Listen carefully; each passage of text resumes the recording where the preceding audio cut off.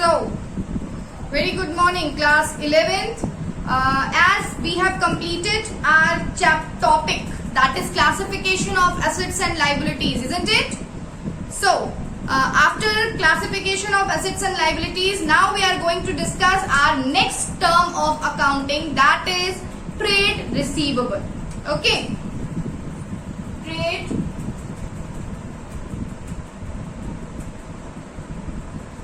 receivable.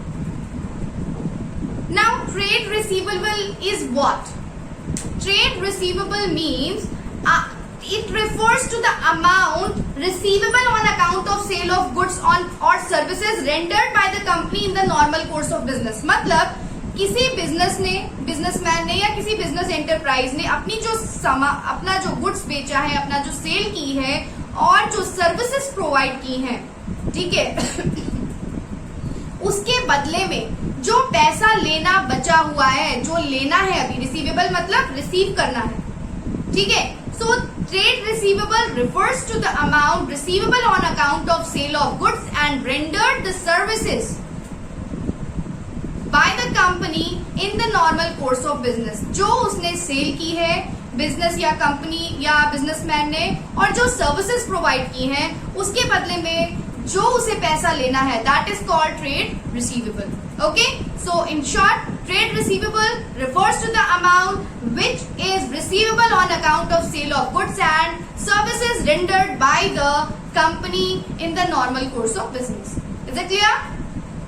Now, the trade receivable includes two things. Include both. What?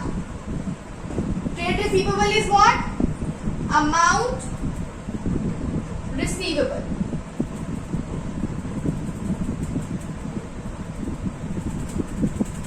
Amount receivable and trade receivable includes both debtors and bills receivable. Debtors and bills receivable. Okay. Now, debtors and bills receivable. What is debtors? The term debtor represent those persons or those firms to whom goods have been sold or services has been rendered on credit. Debtors कौन होते हैं? Debtors कौन होते हैं? जिन्हें हमने अपनी सामान सेल किया है या अपनी सर्विसेज प्रोवाइड की हैं उधार पे, क्रेडिट पे, ठीक है. तो उससे हमें क्या होगा? हमें पैसे लेने होंगे, ठीक है. हम क्या करेंगे? पैसे लेंगे, ठीक है. Amount will be receivable. So the term debtors represent the person, the firm to whom goods has been sold or services has been rendered on credit and payment has not been received from them, right? These all are called debtors, ठीक है. Suppose if goods has been 50,000 have been sold, ठीक है. मान लो goods sold किया है, goods sold to A of 50,000, ठीक है. But cash पैसा नहीं मिला है, उधार पे बेचा है, ठीक है. किस पे बेचा है? उधार पे बेचा है. तो ए को हमने सामान बेचा 50,000 ऑन क्रेडिट, यानी ये 50,000 still is pending to receive. Clear? So whatever the amount we have to receive from Mohan, then that person from whom we have to receive, वो क्या होगा? That person will continue remain the debtor of the business so long as he does not make the payment. मतलब मोहन ए जो है जब तक 50,000 का payment नहीं कर देगा, मान लो गुल सोल्ड टू ए को सामान बेचा बी ने, ए को बेचा बी ने, कितने का? 50,000, ठीक है. तो ये किस पे बेचा है? क्रेडिट पे बेचा है, right.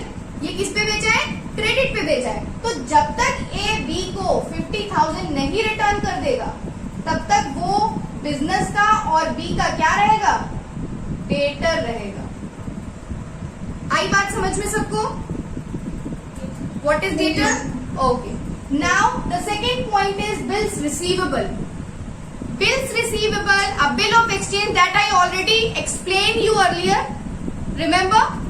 Bills receivable. So a bill of exchange becomes bill receivable for the person. याद रखिएगा, जो बिल हम लिखते हैं क्रेडिट सेल या क्रेडिट सेल के टाइम पे, तो वो बिल क्या कहलाता है? बिल्स ऑफ एक्सचेंज कहलाता है. ठीक है, वो क्या कहलाता है? बिल्स ऑफ एक्सचेंज कहलाता है. और जब वो bill, the bill of exchange become bill receivable, किसके लिए? For the person who draw it and get it back. मतलब मैंने सपोज सामान बेचा आपको, ठीक है, मैंने सामान बेचा, उधार बेचा. ठीक, सामान को मैंने उधार बेचा तो मैं जाहिर सी बात है एक प्रूफ रखूंगी कि आप इतने टाइम बाद मुझे पैसा वापस कर दो. मैंने क्या किया? मैंने बिल लिखा. ठीक, बिल आपसे एक्सेप्ट करवाया, आपके सिग्नेचर करवाए कि इतनी इतनी अमाउंट आपने मुझसे ली है और इतने महीने बाद आप मुझे इसका पेमेंट कर दोगे. ठीक है, आपको दिया, आपने उसका साइन किया और उसको मैंने वापस ले लिया. ठीक, तो bill of exchange, bill receivable किसके लिए बन गया? मेरे लिए बन गया. ठीक है, क्योंकि मैं आफ्टर 3 मंथ और आफ्टर 6 मंथ क्या करूंगी? उसका पेमेंट आपसे लूंगी. आई बात समझ में? ये चीज समझ में आई? So a bill of exchange becomes bill receivable for the person who draw it and get it back after its acceptance from the drawee. मैं कौन हूं? जो लिख रहा है, जो बनवा रहा है, that is drawer. और जो accept कर रहा है, that person will be called drawee. ठीक है? So those who are writing means that will be called drawer, and those who are accepting, that will be called drawee. That all the terms you will use in the chapter bills of exchange, so don't worry about that. Okay, so thus bill receivable is an accounting term for bill of exchange drawn on debtor or received by the way of endorsement from them. Let it be. Endorsement already told you that bill of exchange जब हम किसी third party को बेच देते हैं payment लेने के लिए, तो उसे क्या कहते हैं? इंडोर्समेंट कहते हैं. राइट? अगर हम बैंक से उसका पेमेंट ले लेते हैं तो उसको क्या कहते हैं? डिस्काउंटिंग ऑफ बिल कहते हैं. राइट? सो आ गया सबको बिल्स ऑफ एक्सचेंज समझ में? अ bill of exchange becomes bills receivable for the person who draws it and get it back after the acceptance of ड्रॉई. Clear? Okay. Now our second point. We have done trade receivable.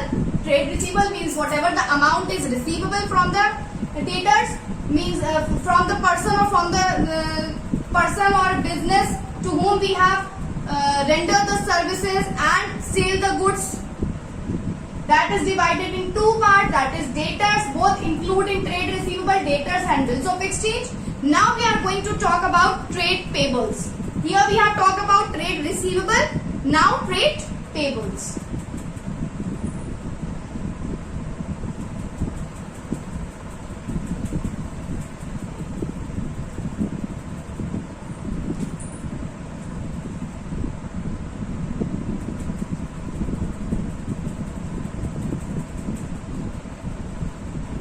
Trade payables. Trade payables क्या है बेटा? Trade payables is the amount payable on account of goods purchased or services taken the normal course of business. जैसे मैंने सामान उधार खरीदा, ठीक है, जैसे मैंने सामान उधार खरीदा तो मुझे क्या करना होगा? अमाउंट पेबल पे करनी होगी ना. उधार सामान खरीदा तो उसको कभी ना कभी तो पे करेंगे. तो the trade payable is the amount which is payable on account of goods purchase, या फिर जो भी सर्विसेज हमने ली हैं उसके बदले में. Okay, that is amount payable. वहां क्या था? Amount receivable, amount payable. That is all in trade payable. Again two things are included. That one is creditor and another is bills payable. Yes, bills payable. Okay, creditors and bills payable. So now the creditors, the term creditors represent those person on firm from whom goods have been purchased. मतलब जैसे मैंने आपको सामान उधार बेचा है तो मैं कौन हुई? क्रेडिटर हुई, जिससे सामान उधार लिया. जिसको पेमेंट करना है। आई बात समझ में? ट्रेड क्रेडिटर्स जो होते हैं, the term creditor that represent those persons और firm from whom goods have been purchased or services have been procured on credit and payment has not been made them।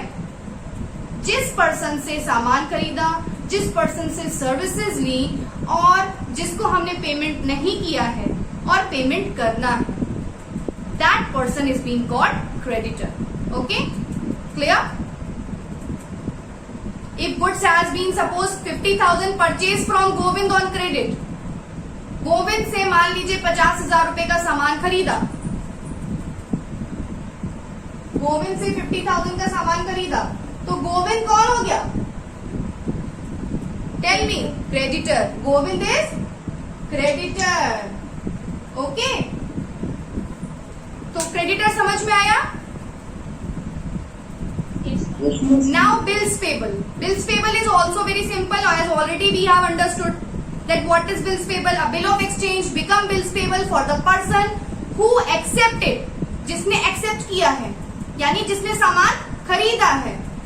Okay, so bills payable becomes means bills of exchange becomes bills payable for that person who have accept it means drawing.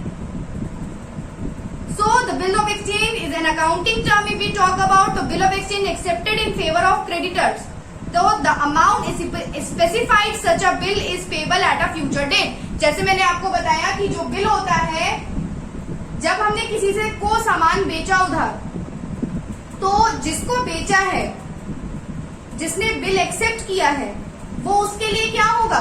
Bills payable होगा।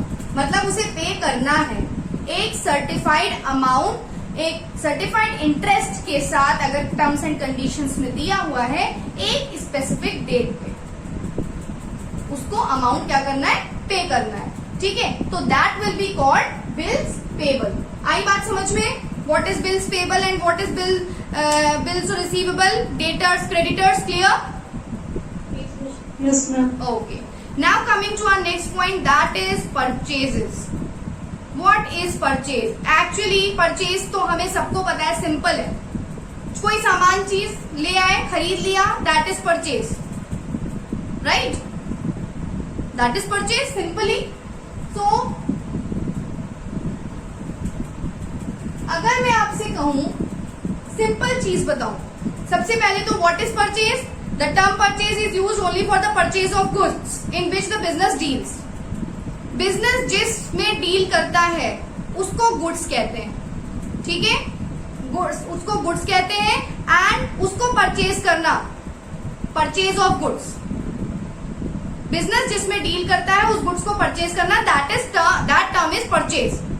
Okay, अगर manufacturing company है, in case of manufacturing concern, goods means acquiring the raw material. अगर कोई manufacturing company है, suppose manufacturing company अगर होती है, अगर हम परचेज की बात करें, तो मैन्युफैक्चरिंग कंपनी के लिए परचेज क्या होगा?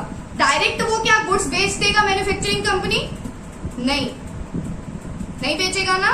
सबसे पहले वो क्या करेगा? वो क्या खरीदेगा? रॉ मटेरियल खरीदेगा, राइट? रॉ मटेरियल खरीदेगा जिसको वो प्रोसेस करेगा, प्रोसेस करने के बाद उसको गुड्स में कन्वर्ट करेगा। जैसे सपोज फर्नीचर है, तो फर्नीचर क्या डायरेक्ट मिल जाएगा? अगर कोई फर्नीचर मैन्युफैक्चरिंग कंपनी है, तो फर्नीचर अगर उसको करना है, तो सबसे पहले वो क्या करेगा? वुड लाएगा, वुड्स को इकट्ठा करेगा। ठीक है, तो वुड क्या हो गया? उसका रॉ मटेरियल हो गया। Raw material will be wood. Then उसको वो क्या करेगा?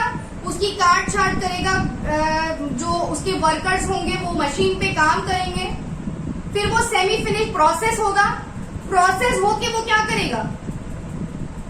सेमी फिनिश गुड्स में कन्वर्ट हो जाएगा। ठीक है, मान लीजिए उसका एक स्ट्रक्चर तैयार हो गया। फर्नीचर का क्या हुआ? वुड आया, वुड के बाद सेमी फिनिश वुड है, तो उसका स्ट्रक्चर तैयार हो गया फर्नीचर का। अब क्या होगा? अब फाइनली उसको फाइनल टच दिया जाएगा, जैसे उसमें पॉलिश करना है या जो उसकी घिसाई करनी है, व्हाटएवर, ठीक है।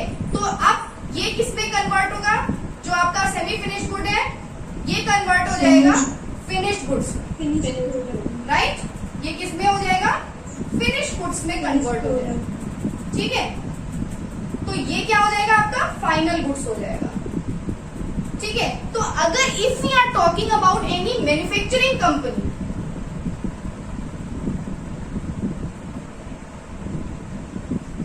If we are talking about any manufacturing company, तो उसके लिए गुड्स के क्या मायने है, उसके लिए गुड्स क्या होगा बताइए।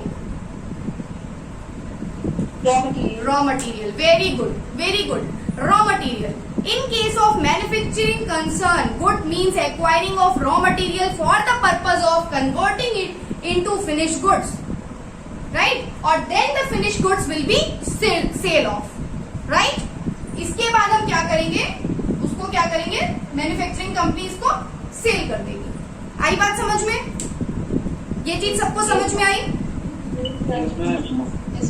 अब अगर हम बात करें ट्रेडिंग कंपनी की, जो डायरेक्ट सामान बेचती, जैसे आपके शोरूम्स हो गए, राइट, डीलर से कांटेक्ट किया, मैन्युफैक्चरिंग कंपनी से कांटेक्ट किया, उनसे डायरेक्ट फिनिश गुड्स लाके अपने शोरूम में रख लिया और उसको बेच दिया।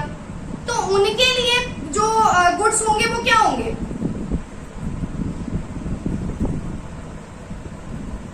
उनके लिए जो गुड्स होंगे वो गुड्स होंगे जो उन्होंने दोबारा सेल करने के लिए परचेज किया है। जैसे मेरा कोई शोरूम है, मान लीजिए फर्नीचर का है, मैं बेड वगैरह, बेड हैं, डाइनिंग टेबल्स हैं, सोफाज हैं, ये सब सेल करती हूँ, ठीक है।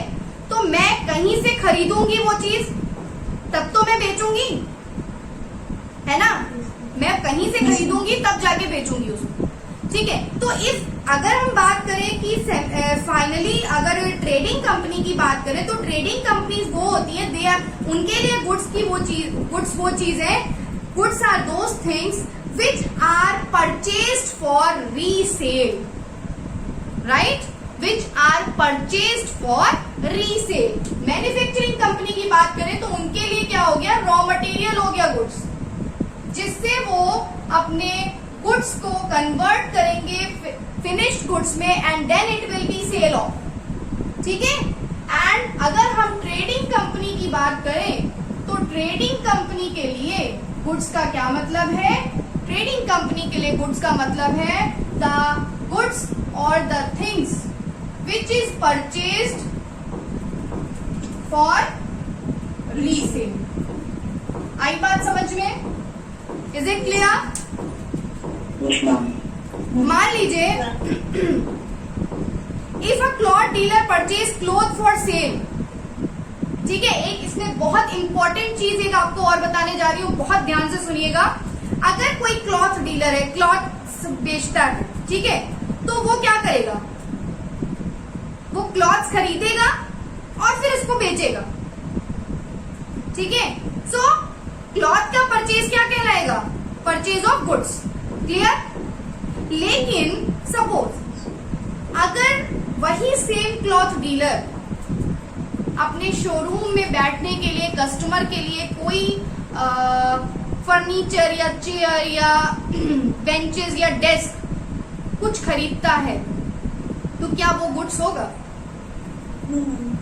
क्यों नहीं होगा, नहीं होगा, क्यों, क्योंकि वो बिजनेसमैन उस गुड्स में डील नहीं कर रहा है मार्केट में, राइट।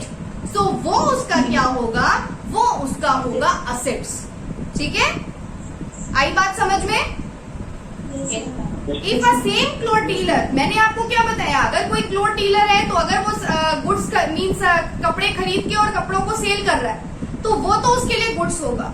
लेकिन अगर वही सेम क्लॉथ डीलर जो है वो अपने घर में, अपनी शॉप पे बैठने के लिए कस्टमर की कंफर्टेबल करने के लिए चेयर्स या फर्नीचर लाता है, तो क्या वो गुड्स कहलाएगा, नहीं कहलाएगा। क्यों, क्योंकि वो बिजनेस उसमें डील नहीं कर रहा है, वो क्या कर रहा है, वो क्लॉथ सेल कर रहा है, ठीक है। तो वो जो सामान वो खरीदेगा, जो फर्नीचर वो खरीदेगा, वो उसका क्या हो जाएगा, एसेट्स हो जाएगा बिजनेस का।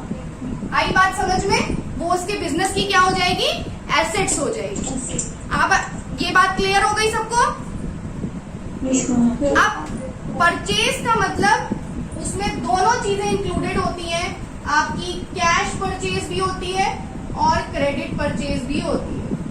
कैश मतलब तुरंत पैसा देके खरीद लेना और क्रेडिट परचेज मतलब उधार सामान खरीदना। क्लियर? Is it clear?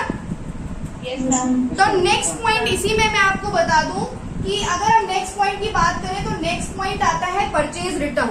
बहुत सिंपल है, when purchase goods are return to the supplier, जिसने बेचा है उसको परचेज गुड्स जब वापस मिलता है तो उसे क्या बोलते हैं? परचेज रिटर्न बोलते हैं। ओके, मान लो कभी हो गया कुछ ज्यादा सामान ले लिया उसने, किसी को बेचना है या किसी को क्वालिटी समझ में नहीं आई, उसने सामान खरीदा, बाद में उसको समझ में नहीं आया या गलत मिल गया या गलत रेट पे उसने सोचा मिल गया, तो उसको अगर सामान वापस करना है जिसने खरीदा है, सप्लायर को जिससे खरीदा है, when purchase goods are returned to the supplier, these are known as purchase return, right? और परचेज रिटर्न को याद रखिएगा, आगे बहुत काम आने वाला है। परचेज रिटर्न को रिटर्न आउटवर्ड भी कहते हैं।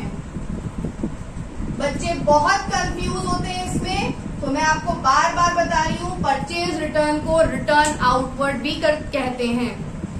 हमेशा याद रखिएगा, परचेज रिटर्न इवन और इवन परचेज रिटर्न आउटवर्ड, हमेशा याद रखिए purchase return is always having credit balance. Purchase का क्या होता है? They always having debit balance and purchase return they always having credit balance. Clear everyone? Now the next point is sale.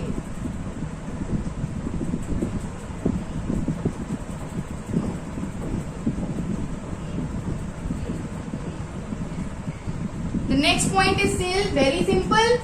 सबको पता होगा क्या होता है sale? Sale means transfer of ownership. मैंने तुम्हें कार बेच दी, अब क्या हुआ? उसके मालिक हम नहीं है, कौन है? तुम हो। आई बात समझ में? So sales means transfer of ownership of goods and services to the customer for a price. मैंने तुम्हें 5 लाख की कार बेची फॉर अ प्राइस मैंने लिया और ट्रांसफर की ओनरशिप, अब वो कार के ओनर कौन है? आप हैं। ठीक है, आई बात समझ में? मैंने आपको कंप्यूटर बेचा, मैंने ट्रांसफर की ओनरशिप और उसके बदले में क्या लिया? पैसा लिया। क्लियर? आई बात समझ में? So the sale means the transfer of ownership of goods and services to the customer for a price. Okay, clear? इसमें भी वही चीज है, अगर हम सेल की बात करें तो sale is always the term sale is used for the sale of those goods which are business deals with. Okay, those goods which are purchased for resale purpose. It also includes the revenue from services provided to the customer. The term sale is never used for the sale of assets. मान लीजिए कोई cloth dealer है, ठीक है, if a cloth dealer sell the cloth, it will be termed as sales. But if some clothes dealer sell old furniture or a typewriter, मान लीजिए आपकी business में कुछ फर्नीचर पड़ा हुआ है जिसको उठा के आपने बेच दिया, तो क्या वो सेल कहलाएगा? उस सेल को आप क्या बिजनेस में इंक्लूड कर सकते हैं? नहीं। ठीक है, तो जिस चीज के सेल का बिजनेस डील करता है, जिस चीज के सेल में, गुड्स में, वही चीज सेल कहलाती है। अदरवाइज जो उस बिजनेस से बिलोंग नहीं करता, which the business does not deal, that will not be termed as sale. Okay, again if I talk about sales return, sale customer means some customer they might return the goods sold to them. ठीक है, जो सामान उनको बेचा गया हो सकता है वो वापस कर दें। Okay, so they are termed as sales return.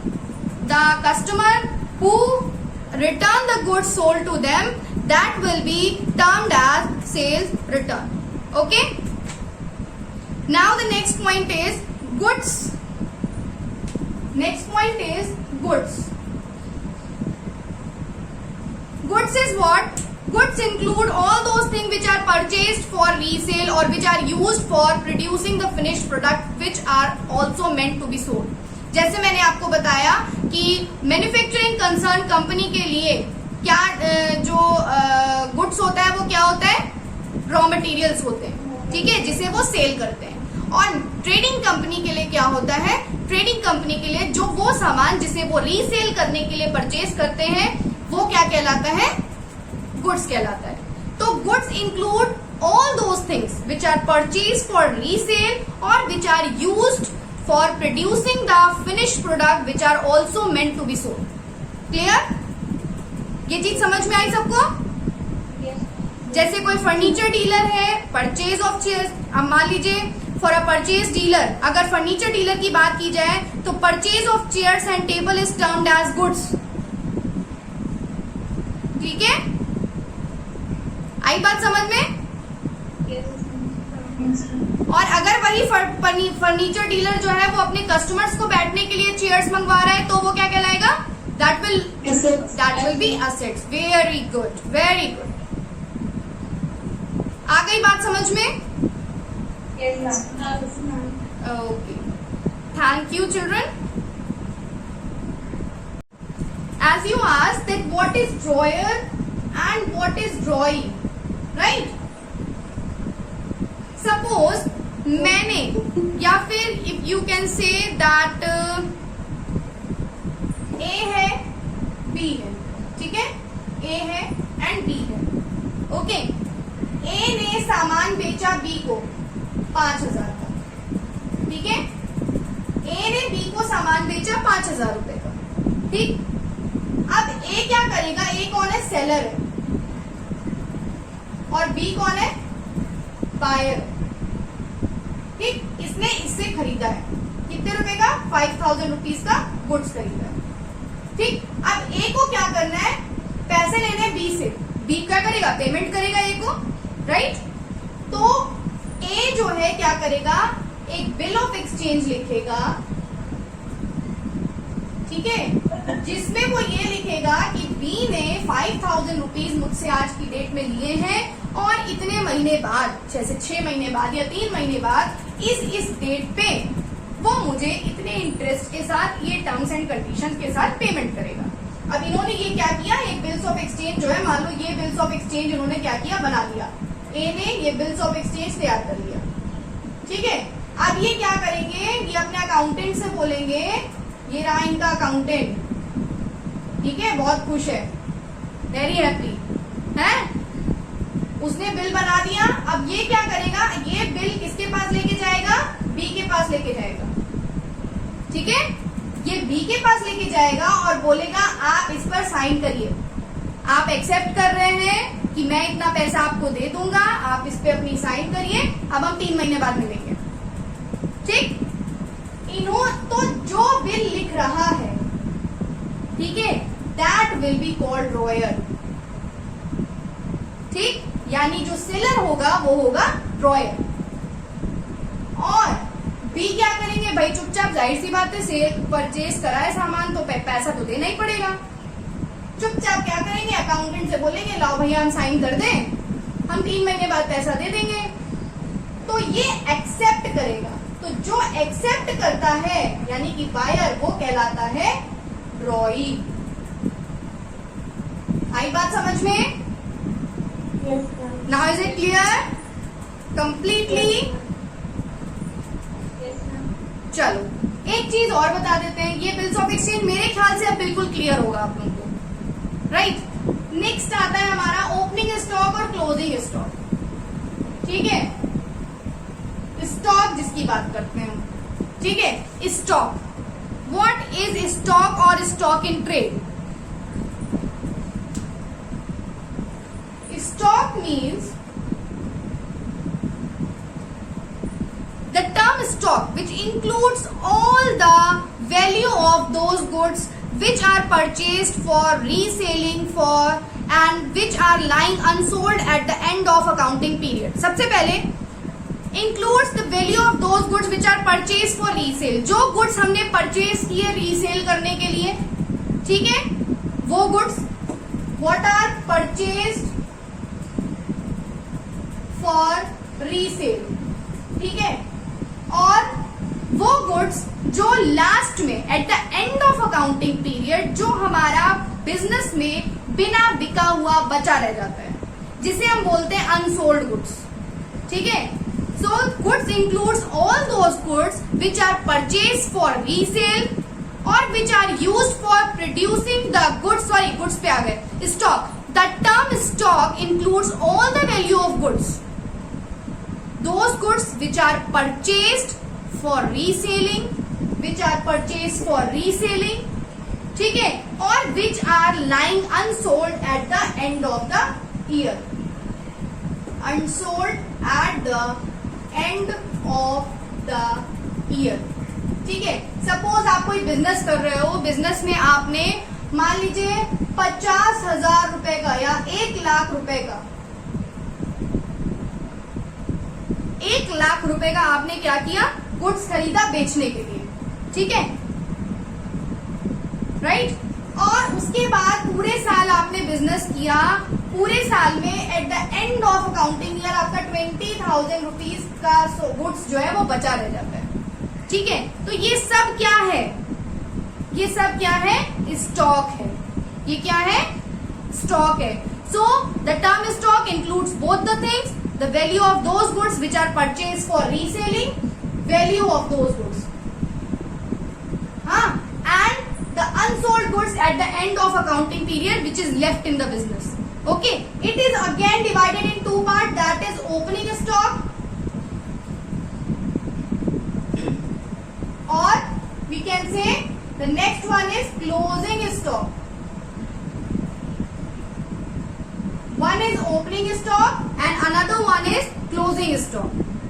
ठीक है, opening stock क्या होता है?